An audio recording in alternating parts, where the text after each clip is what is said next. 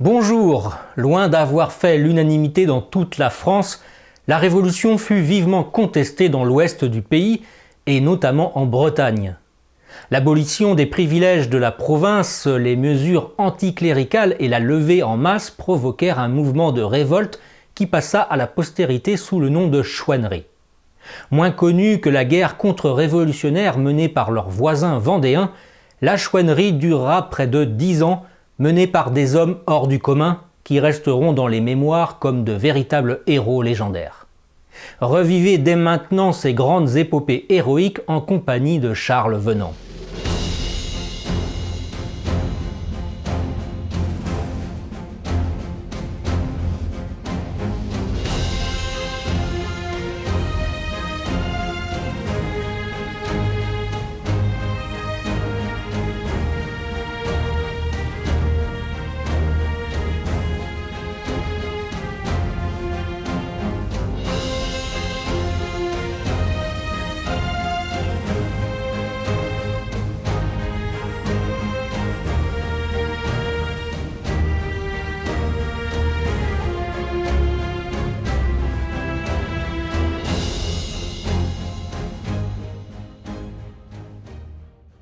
Alors Jean-Jean, c'est vraiment l'archétype du chef chouan morbihanais. Il est originaire de Beaux, donc dans le centre du Morbihan, d'une famille de laboureurs, mais de laboureurs aisés, tout comme Cadoudal. Et tout comme Cadoudal, il sera envoyé au collège Saint-Yves à Vannes. Le collège fermera au début de la Révolution et Jean-Jean avait l'idée de devenir diacre. Ce qu'on appelle un breton, en fait, un cloérec, d'où le prénom breton. D'où le nom breton. Un cloérec, c'est un peu quelqu'un qui est attaché au curé de la paroisse dans l'idée de devenir diacre et de prendre sa relève. Donc c'est ce que Jean-Jean avait prévu de faire. Dès 92, c'est-à-dire quand même relativement tôt par rapport à d'autres, lui, on le retrouve dans les premières agitations liées à la question des assignats du papier-monnaie refusés par les paysans. Et il continuera à participer à des petites manifestations, à des petits coups de main qui auront lieu notamment au Faouët ou dans le centre du Morbihan.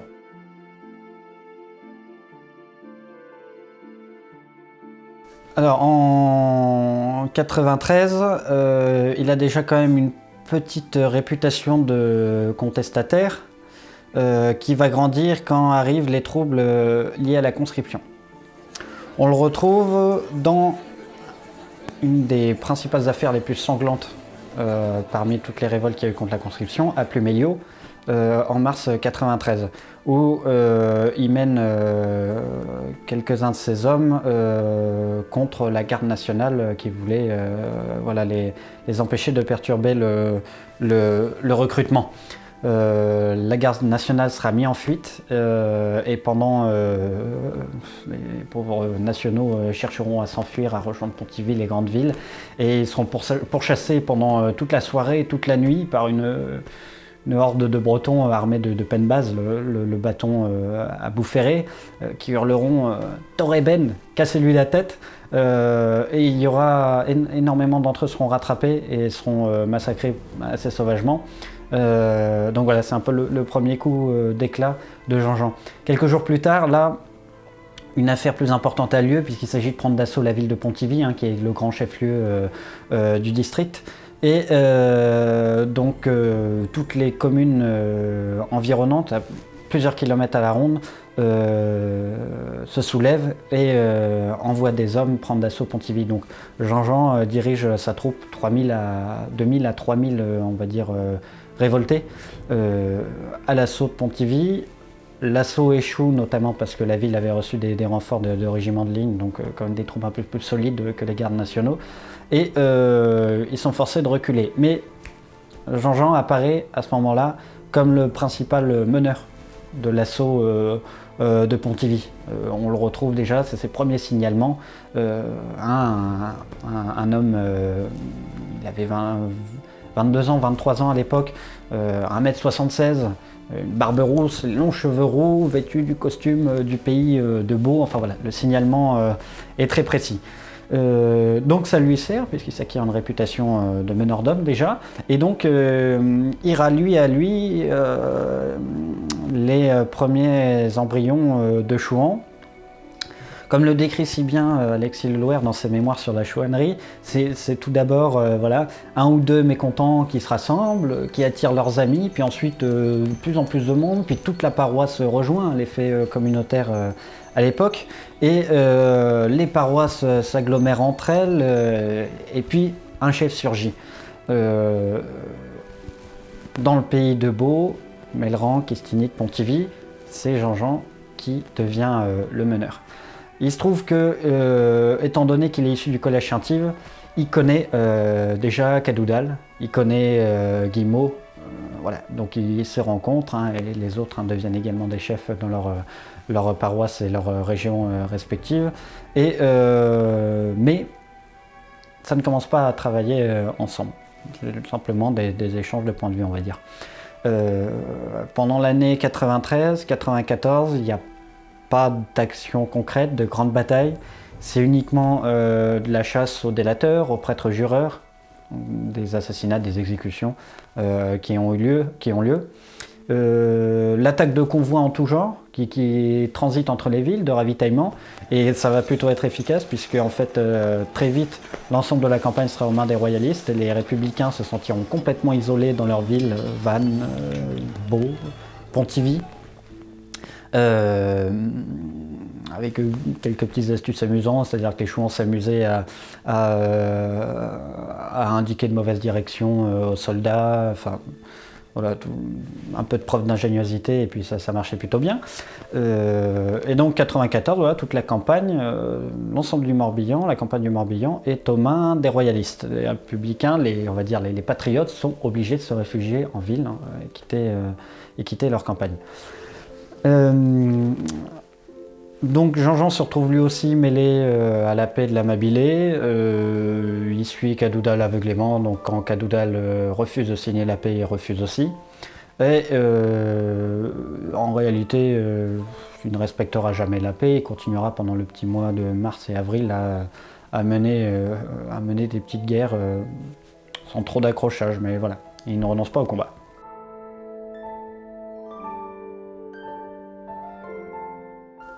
Qu'après de la paix de l'Amabilité, Jean-Jean se retrouve à commander ses hommes pour sécuriser le débarquement de Quiberon au mois de juin 95. Donc aux côtés de Cadoudal, il devra faire face à la pression républicaine pour faire sauter le verrou au niveau de Landévent et Auray, et se retrouvera refloué avec ses hommes dans la presqu'île. Au bout d'une semaine d'enfermement, l'idée commence à germer de faire débarquer des troupes à Sarzeau et à Quimperlé pour prendre à revers le blocus des Républicains. Jean-Jean est mis à la tête de la troupe qui doit débarquer à Quimperlé, parmi lesquels il y a 2000 à peu près combattants, mais surtout beaucoup de femmes et enfants qu'on en profite pour faire sortir de la presqu'île. Donc avec l'aide de la marine anglaise, il navigue de nuit et il débarque aux alentours de Quimperlé. Il marche sur Pont-Aven, petite bataille, petit succès. Et ensuite, étant donné qu'il n'a pas trop de nouvelles de Cadoudal qui devait arriver depuis l'Est, il commet une erreur, c'est-à-dire qu'il laisse ses hommes se disperser en se disant « le moment venu, je pourrai les rassembler ». Et puis en fait il ne se passe absolument rien puisque Cadoudal, enfin en tout cas l'armée rouge commandée par Tintagnac, donc c'est parti Cadoudal, marche jusqu'à Saint-Brieuc, voilà, sans accomplir sa mission. Donc Jean-Jean a dispersé son armée pour rien, ne peut plus être d'aucune utilité pour le débarquement de Quiberon, apprend la défaite et tout ce qui s'ensuit.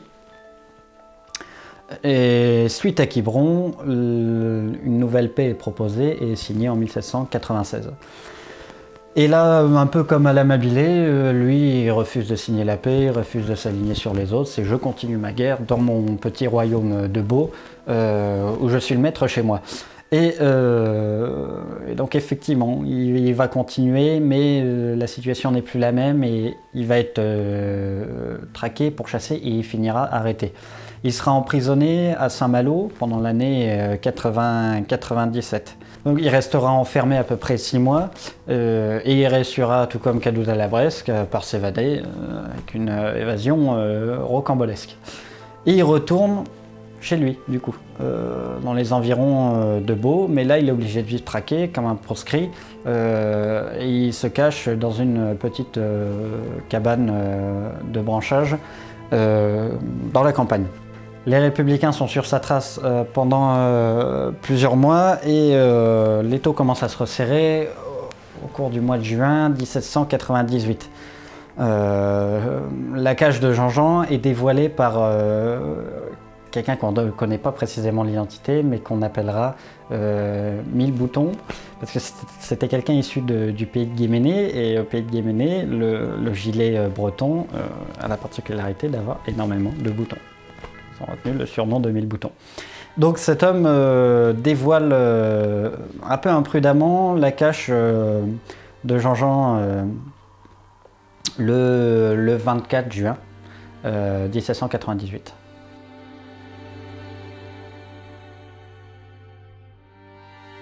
Donc, suite à cette trahison, le 24 juin 1798, qui est un dimanche, les républicains, une patrouille républicaine avec quelques gendarmes, se met en route depuis Melleran vers la cage de Jean-Jean.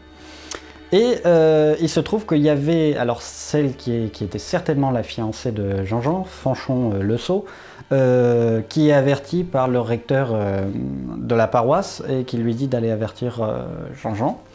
C'est ce qu'elle fait, elle dépasse la patrouille et elle arrive quelques minutes avant dans un champ où était le chef Chouan avec 5 amis en train de jouer un jeu de boules.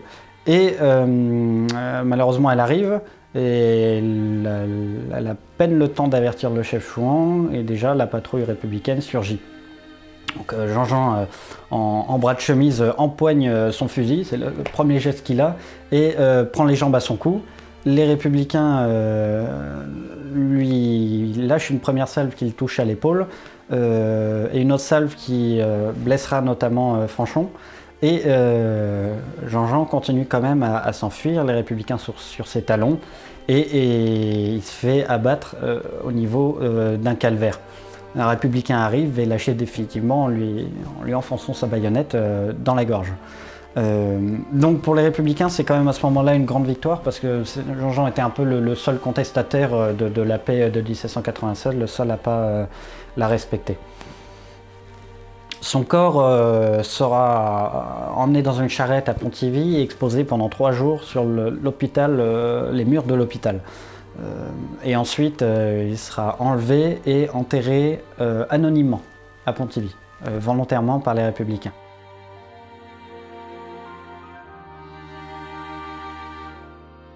Alors Jean-Jean, avant, on va dire 1970, le personnage était quand même un peu obscur. Et c'est une biographie écrite par Pierre Lécuyer qui le fera ressurgir un peu de l'ombre. Tout ce qu'on avait jusque-là de Jean-Jean, c'était des chansons bretonnes, des ballades bretonnes qui évoquaient sa mort.